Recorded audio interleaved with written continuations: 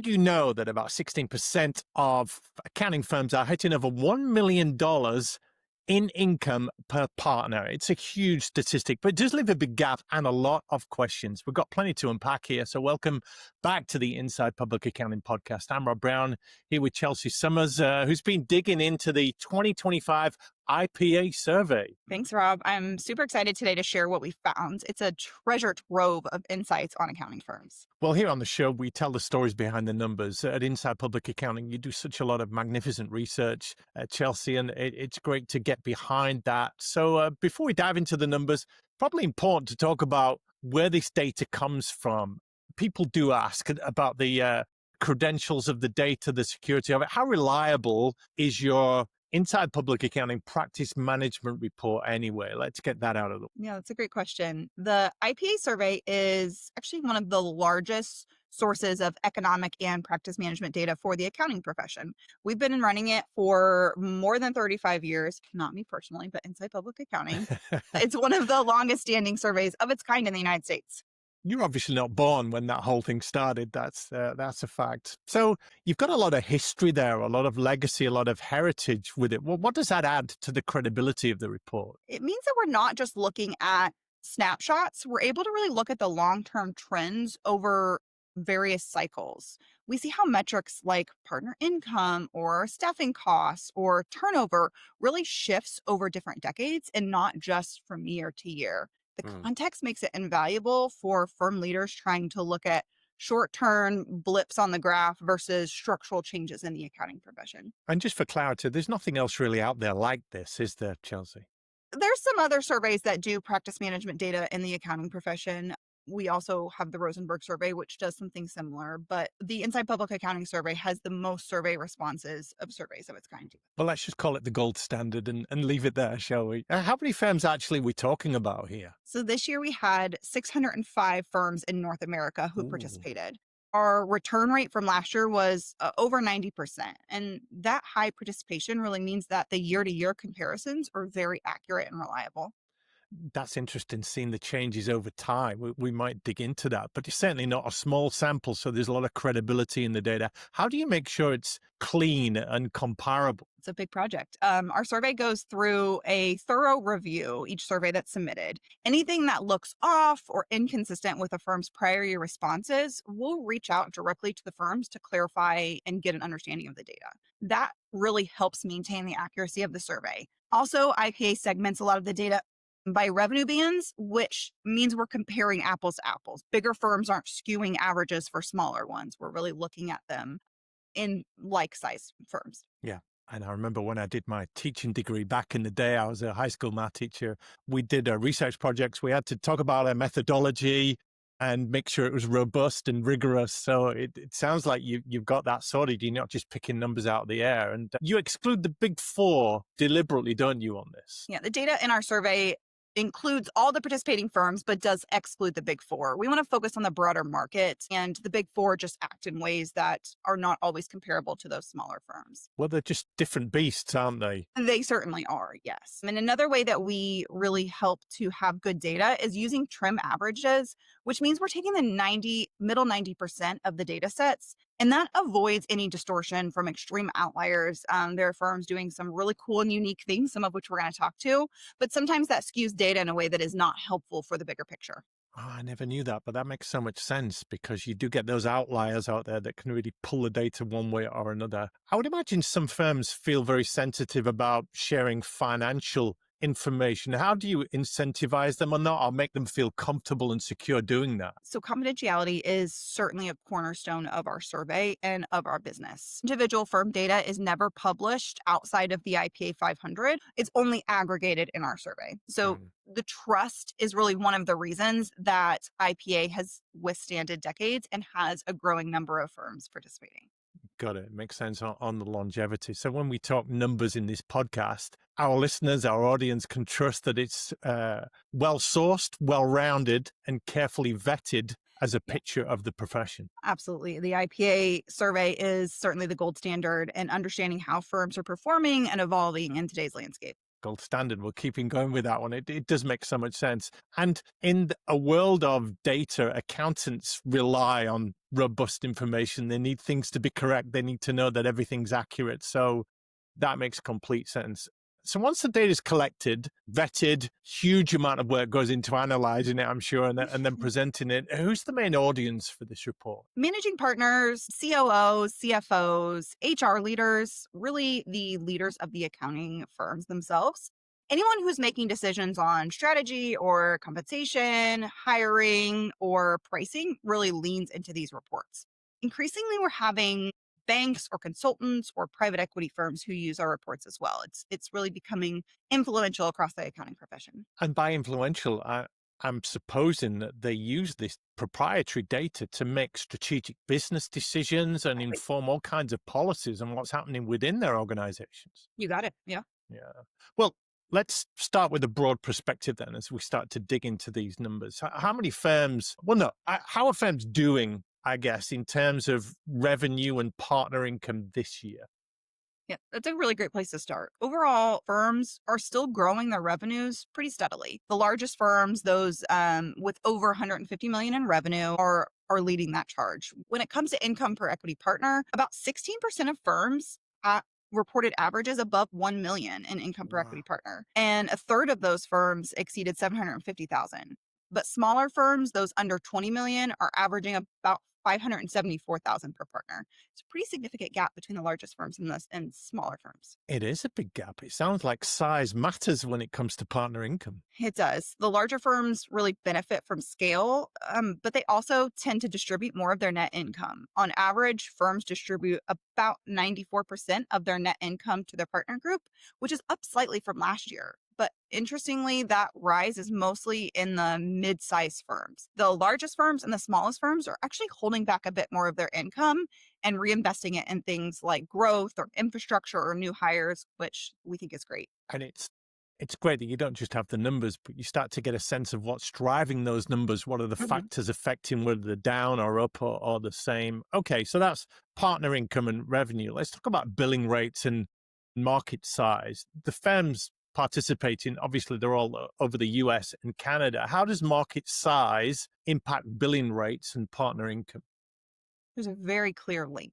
So larger markets, they tend to support higher billing rates, which will directly translate into higher partner income. Yeah. Example, markets where there's more than 2 million people. So big cities, New York, Los Angeles, Atlanta, Chicago, the top 25% of partners are billing $677 an hour and they make $1.3 million annually. We're in those smaller markets, the with population under 250,000, so those smaller towns. The top 25% of firms bill $512 compared to 677, and they're earning about 690,000 in income. That is a huge difference. But I guess no surprises there. You would expect where there's more affluence, there's more dense population, you're charging higher rates, you're doing bigger, Mhm. beefier work. So what about the partners in the middle or the lower billing quartiles? Tell us about them. Yeah, so the middle and lower 25% have significantly lower billing rates and incomes across really all market sizes. And the takeaway for me is that if you can command those premium rates, no matter what market size you're in, you're going to see a direct and measurable boost in your profitability. So much going on. I want to talk about revenue per employee and inflation. The economy plays a part in this. So it speaks to efficiency. How are firms doing on revenue per full-time employee? And so revenue per FTE is one of the key metrics that we are looking at. It accounts for all personnel, including non-chargeable roles, offshore staff, administrative staff. In 2025, that rose by about 9,000. So it's 220,700 per FTE, which is about a 4.2% increase over last year. So I'm thinking that $9,000 bump looks encouraging, but with a little bit of context, inflation's running high, tariffs, economy, everything else. It's higher than a lot of firms would like, and leaders must be feeling that pain hitting their bottom line, or maybe it's been eaten away with rising salaries, rent, tech costs. Everything's more expensive these days. Yeah, it's certainly a challenge. Even though the revenue per FTE has climbed for 4 years straight, when we look at inflation adjusted over that, the story starts to shift. This is Yeah. the fourth year in a row where firms have fallen short in terms of real terms and adjusted for inflation. So the productivity gains on paper aren't translating to the purchasing power or profitability. The encouraging part is this year we're seeing the gap start to narrow, which suggests firms are adapting to the rising inflation. They're finding a way to offset cost and through efficiency moves, pricing strategies, technology and offshoring. It's not a full recovery yet, but it's bending in the right direction. Overall, I think the goal shouldn't be to keep up with inflation. We should be growing more than inflation is. So I think that's let's get to that point, but then let's try to grow above it. Yeah, and it's great to see firms adapting. Accountants as a breed are not known for their agility and their capacity to change, but they're having to when faced with these market forces. It's required right now, absolutely. Yeah.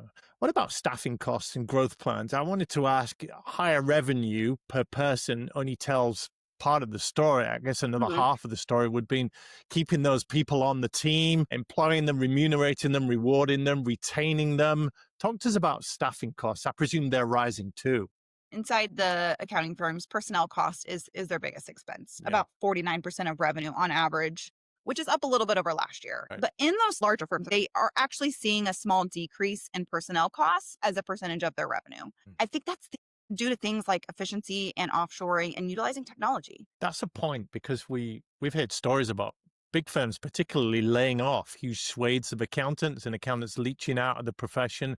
Do you have any intel on whether firms are planning to hire more people? Yes. About 76% of firms are planning to increase their staff count next year, according to our survey. And about 30% expect a growth of more than 5% of their headcount, with some firms even higher than that. So the talent pipeline's still going to be under duress, isn't it? They're still going to need good people. They need good people and they need to be able to find the good people. Let's talk about the partner group, these people at the top. What are we seeing in terms of age, retirement, succession? There's a huge demographic shift going on. The partner age of the equity partner group has declined for the last several years. In 2019, average age was about 53.1. This year it's 51.6. Oh. And the survey is showing that many firms expect about 20 to 30% of their partners to retire in the next 10 years. That creates both an opportunity and a risk. On one hand, we're opening the door for the next generation of leaders, which is great. But on the other hand, many firms are admitting that they don't yet have that deep bench of successors ready to step in the next 10 years. Yeah. So succession planning is really becoming a top strategic priority for these firms. It's not just about identifying the replacements, it's about developing those future leaders who have the different skills than the current generation. It's more emphasizing on business development, technology fluency, and change management. For firms that are delaying their succession planning, but really there's a big risk for them. Clients can walk out the door with retiring partners, and the firms that are ahead of the curve that are really formalizing their leadership are the ones that are going to succeed in this new environment. Yeah. Do you get a sense too that the nature of the work in accounting firms is changing and moving away from that compliance space and the automated grunt type work into the more advisory space? Yes, absolutely. So when we look at staffing and revenue, that's all very well, but the big driver that I can see is technology. It's such a big lever that firms are pulling. They don't necessarily buy tech well. There's so many different parts of tech going on in an accounting firm. What Yeah. does your survey tell us about the investments that firms are making in technology? So while personnel costs are the biggest expense to a firm, the technology spending is the one that's increasing the fastest. It's Right. it's not just upgrading your servers or getting a new software stack. We're seeing firms that are starting to really heavily invest in automation and AI and workflow tools. And these are things that are going to continue to streamline the client intake, document review, and auditing. The drivers are clear. So personnel costs are rising and firms are looking to do more with that same headcount. The technology is shifting from really being a back office expense to something that's more client facing and a differentiator for their firm. The clients are expecting more. They want some digital portals, real time access to data, and faster turnaround times, and all for less money. And so firms aren't just using the technology to cut their costs, they're using it to enhance their client experiences in order to stay competitive. I'm thinking for every employee that leaves, you've got to replace them. You've done some work on the turnover and the churn in firms. What does that tell us? There's good news overall this year. Professional staff turnover has dropped once again. We're at 11.8%, which it was 12.3% last year, and down quite a bit from those COVID years when we had the great resignations. Yeah. But it's not uniform. Some mid-sized firms, 50 to 75 million, saw an increase in turnover, but overall, we're seeing turnover continue to drop. So firms are still struggling with retention. There were 14% of firms who had turnover above 20% last year. Ouch. But on the flip side, about 40% had turnover below 10% last year. So there's a big gap in how firms are managing their workforce stability. I'd love to hit some stats on where those people are going if they're not being retained. Where do you think they're ending up? I think it's probably this and this and this. Unfortunately, we don't have data on where those individuals are going. The hope is that you keep them inside of the profession and they're just moving to a different firm. But the reality is, some of them are either leaving the workforce altogether or leaving the accounting space. Yeah. Now, we can't talk about the state firms without mentioning mergers, acquisitions, the private equity play. You've done some research on the market size and the mergers. A lot of firms moving beyond traditional services like tax on audit. Tell us, have we seen that shift in the numbers? The data showing that advisory, consulting, IT services are really growing at a faster clip than those traditional compliance services. Yeah. And some firms, advisory now makes up 20%, 30%, 40% of total revenue, which a decade ago, that was unheard of. The diversification is also reflecting in the staffing. About half of the professionals at the participating firms are now not CPAs, compared to Whoa. just 44% 5 years ago. We're seeing more individuals in positions like economist or data scientist, IT specialist, even marketing strategist. The value proposition for clients is starting to evolve. They don't just want their tax returns filed, they want insights into their business performance, they want risk management, technology adoption.